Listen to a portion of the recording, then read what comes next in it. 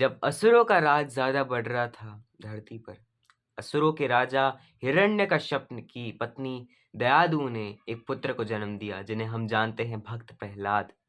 भक्त प्रहलाद विष्णु जी के बहुत ही ज़्यादा बड़े बहुत ज़्यादा भक्ति करते थे, नाम जपते थे।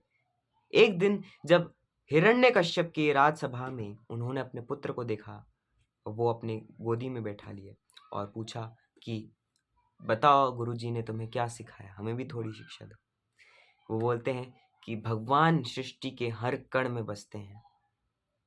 अब वो क्रोधित हो जाता है क्योंकि वो नास्तिक था और अपने आप को भगवान मानता था। हिरण्यकश्यप अपने आप को भगवान मानता था, इस कारण वो क्रोधित हो जाता है।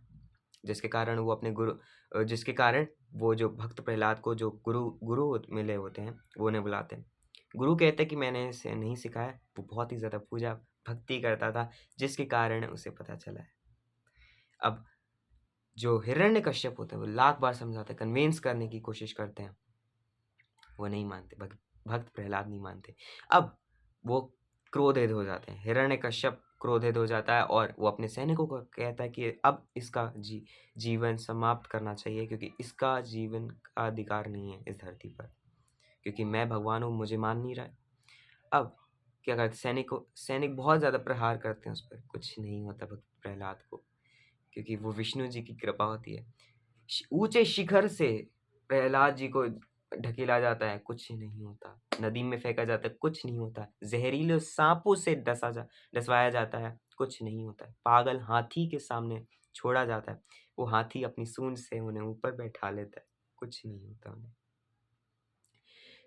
अब जब बहुत ही ज़्यादा वो इरिटेटेड हो गए थे, हिरण्यकश्यप अपनी बहन को बुलाता है और कहता है कि होलिका बहन होती है उनकी, उन्हें वरदान में एक चादर मिली होती है, जिसके कारण वो अगर अग्नि के ऊपर बैठ जाती हैं तो उन्हें कुछ नहीं होगा। अब वो कहती है भैया निश्चिंत रहिए, मैं सब कर दूंगी। वो अग्नि जलाते हैं, चादर ओढ़ती हैं वे, और अब अपने अपनी गोदी में भक्त प्रहलाद को बैठा लेती है। वो खुद जल जाती हैं, पर भक्त प्रहलाद को कुछ नहीं होता। अब वो गुस्से में आ जाते, राजा हिरण्यकश्यप गुस्से में आ जाता है, राजसभा में जाता है, बांध देता पिलर से, बोलता है मुझे तुम्हारे भगवान नहीं दिखते।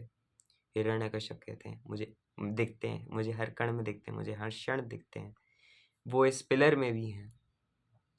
अब वो क्रोधित हो जाता है, वो जाता है हिरण्यकश्यप और पिलर को एक मुक्का मारता है।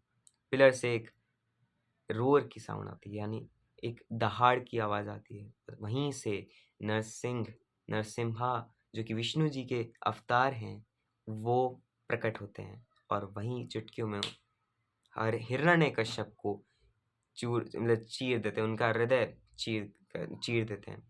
ये कहानी हमें ये सिखाती है भक्ति की इम्पोर्टेंस।